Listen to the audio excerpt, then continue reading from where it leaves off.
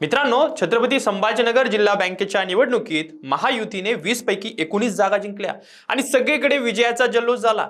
पण मित्रांनो, हा जल्लोष फार काळ टिकला नाही, कारण निकालानंतर लगेचच सुरू झाली ती खरी लढाई, अध्यक्षपदाची लढाई।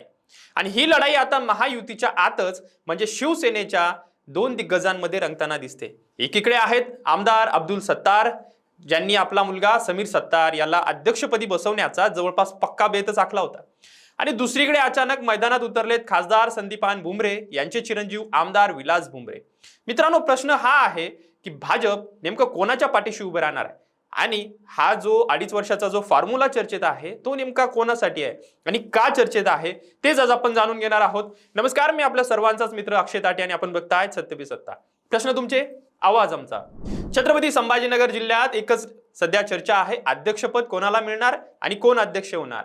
चला या संपूर्ण राजकीय गणित नेमकं काय आहे तेही समजून घेऊयात।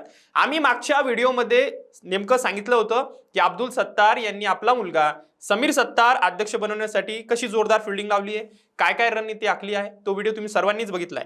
आता येऊया नेमकं काय घडलंय। निवडणूक निकालाआधीच अर्ज बाद ठरला गेला होता, तरी अपिलात समीर सत्तार यांचा अर्ज वैध ठरला आणि ते निवडणुकीच्या रिंगणात राहिले। ते सूत्रांनुसार सत्तार यांचा राजकीय ताकदीचं हे द्योतकच मानलं जात आहे आणि खूप मोठी सत्तारांनी फिल्डिंग लावली आहे। आता चित्र बदललंय बरं का, कारण संदीपान भुमरे यांचे पुत्र विलास भुमरे यांनी जिल्हा बँकेत दमदार एंट्री केली आहे अशी बातमी आहे आणि हीच एंट्री सत्तार यांच्या अध्यक्षपदाच्या स्वप्नाला धक्का देणारी ठरू शकते अशी चर्चा आता सध्या राजकीय वर्तुळात जोरदार आहे। मित्रांनो, इथे एक गोष्ट लक्षात घ्या, जिल्हा बँकेत सर्वाधिक संचालक निवडून आणण्याचा मान शिंदे सेनेला म्हणजे शिवसेनेला मिळालाय, पण 20 पैकी 9 जागा शिंदे सेनेच्या ताब्यात आहेत आणि त्यामुळेच बँकेत मोठा भाऊ कोण हे स्पष्ट झालंय। तर शिंदे सेना पण मोठा जरी असला तरी शिंदे सेनेतच आता अंतर्गत रस्सीखेच सुरू झाली आहे। एका बाजूला सिल्लोडचे आमदार अब्दुल सत्तार, ज्यांना आपला राजकीय वारसा मुलाच्या हाती सुरक्षित करायचा आहे, आणि दुसऱ्या बाजूला आहे पैठणचे खासदार संदीपान भुमरे, ज्यांनी आपल्या मुलाला आमदार विलास भुमरे यांना या संधीतून पुढे आणण्याची तयारी सुरू केली आहे असं बोललं जात आहे। काही सूत्रांच्या मते भाजपला सत्तार नको आहे, म्हणजे सत्तारांचं जे राज आहे ते संपवायचं आहे। म्हणजेच काय तर सूत्रांच्या हवाल्याने असं सांगितलं जात आहे की सत्तार यांचं जिल्हा बँकेवरचं पुन्हा वर्चस्व भाजपला नको आहे, कारण ते त्यांना डोकेदुखी ठरू शकतं आणि त्यामुळे जिल्हा बँकेतलं सत्तार राज संपुष्टात आणण्यासाठी भाजप स्वतः भुमरे गटाला पुढे रेटत आहे असाही आरोप होतोय। पण मित्रांनो, हे खरं असेल का माहित नाही, परंतु राजकारणात काहीही घडू शकतं। बँकेची निवडणूक ही इथंच राहत नाही, ही महायुतीतल्या अंतर्गत संघर्षाची एक झलकच बनलेली दिसते। आता प्रश्न असा येतो, भाजप असं का करेल बरं? याचं उत्तर समजून घेण्यासाठी आपल्याला जरा मागे जावं लागेल बरं का, कारण सिल्लोड मतदारसंघात अब्दुल सत्तार आणि भाजप यांच्यातले संबंध हे नेहमीचेच तणावपूर्ण पण मैत्रीचे राहिले आहेत। स्थानिक पातळीवर भाजप आणि सत्तार यांच्या जागा वाटपापासून ते सत्तेतल्या वाट्यापर्यंत अनेक ठिकाणी रस्सीखेच सुरूच असते असे नेमकं आपल्याला बघायला मिळतंय। त्यामुळे जिल्हा बँकेसारख्या आर्थिकदृष्ट्या ताकदवान संस्थेवर सत्तार कुटुंबाचं जर पूर्ण वर्चस्व प्रस्थापित होणं हे भाजपच्या स्थानिक नेतृत्वाला फारसं मानवणारं असं नाहीच आहे अशी चर्चा आहे। आणि म्हणूनच भुमरे यांच्या पुत्राला बळ देऊन सत्तार यांना शह देण्याचा प्रयत्न होतोय का असाही सवाल आता उपस्थित होतोय। पण मित्रांनो, इथं दुसरी बाजूही समजून घेणं गरजेचं आहे बरं का, कारण मंत्री अतुल सावे यांनी स्वतः स्पष्ट केलंय की जिल्हा बँकेचा अध्यक्ष कोण होणार हे स्थानिक पातळीवर नाही तर थेट मुंबईतून ठरणार असं त्यांनी म्हटलंय।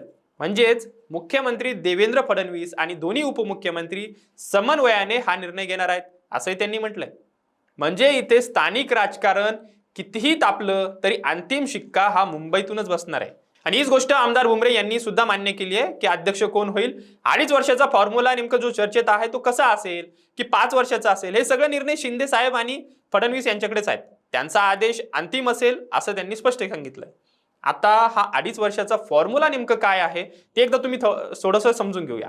महायुतीत हे सूत्र नवीन नाहीये, सत्तेत वाटेकरी अनेक असले की प्रत्येकालाच ठराविक काळासाठी संधी देऊन समतोल राखण्याचा एक प्रयत्न करत असतो।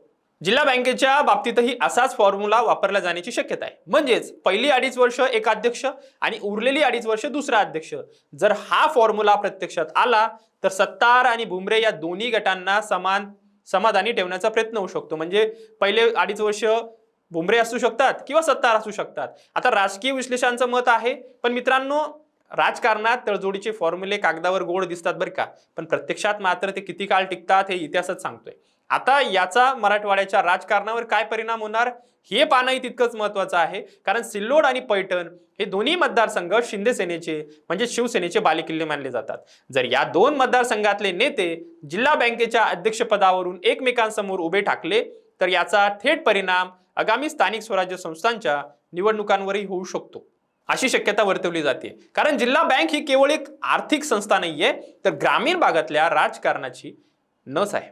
शेतकरी कर्ज, सहकारी संस्था, स्थानिक विकास कामं या सगळ्यांवरच बँकेच्या अध्यक्षाचा प्रभाव असतो आणि म्हणूनच हे पद कोणाला मिळतं यावरून पुढच्या 5 वर्षाचं मराठवाड्यातलं सहकार क्षेत्राचं राजकारण ठरणार आहे. मित्रांनो, जर यांच्या दोघातलं जर ठरलं नाही तर भाजप ही संधी साधून अध्यक्षपद भाजप घेऊ शकतं बरं का, हेही नाकारता येत नाही. पण आता खरा प्रश्न हा आहे, भाजप नेमकी कोणती भूमिका घेणार? जर भाजपने खरोखरच सत्तार यांना बाजूला सारून बुमरे गटाला साथ दिली तर सिल्लोडमध्ये अब्दुल सत्तार आणि भाजप यांच्यातला संघर्ष मात्र अधिक तीव्र होऊ शकतो बरं का. मग जर भाजपने तटस्थ भूमिका घेतली तर अंतिम निर्णय पूर्णपणे शिंदे सेनेच्याच म्हणजे अंतर्गत राजकारणावरच अवलंबून राहील. एकनाथ शिंदे स्वतः या वादात कशी भूमिका घेतात हे पाहणं आता थोडं कळीचं ठरणार आहे. कारण दोन्ही नेते सत्तार आणि बुमरे हे शिंदे सेनेचेच आहे, निष्ठावंत मानले जातात. त्यामुळे एकाला झुकतं माप दिलं तर दुसरा नाराज होण्याची शक्यता नाकारता येत नाही. तर मित्रांनो, हे होतं छत्रपती संभाजीनगर जिल्हा बँकेच्या अध्यक्षपदाच्या लढाईचं संपूर्ण राजकीय विश्लेषण.